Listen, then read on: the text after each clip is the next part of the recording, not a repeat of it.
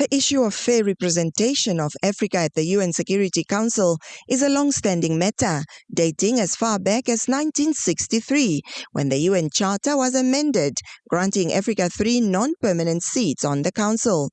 However, Africa was denied permanent membership. In 2005, in Swaziland, the African Union adopted the Ezulwini Declaration. More than 2 decades later, the Ezulwini Consensus, together with the SADC Declaration, call for the correction of the historical injustice of Africa's lack of permanent representation. Under the framework of the Ezulwini Consensus and the SADC Declaration, the AU had a common position demanding 2 permanent seats on the UN Security Council with full veto powers and 5 non-permanent seats. Currently, the UN Security Council has 15 members, and 5 are permanent, and none of them are from the Global South. Now, what we are saying that you cannot have a mechanism that is entrusted with the maintenance of international peace and security, yet all regions do not have a voice. Because the non-permanent members have a voice at the table to an extent. Yeah. However, when it comes to making decisive decisions, we don't have a voice.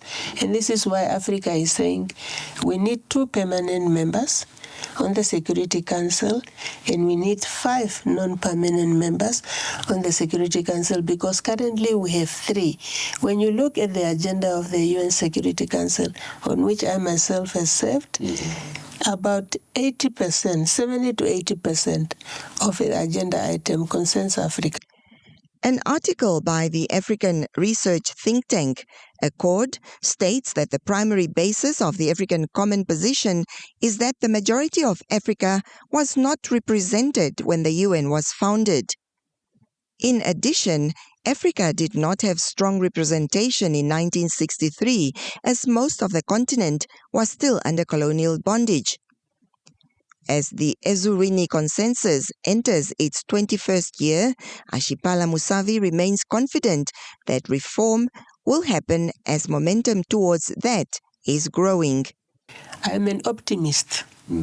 I believe that we will get to reform the UN Security Council because the momentum is increasing. Whether it's today or tomorrow, I believe the UN Security Council will be reformed one day. Right. Africa's exclusion from the Security Council is an anomaly, and therefore its quest for reform of the UN Security Council should be addressed as a standalone matter sooner rather than later.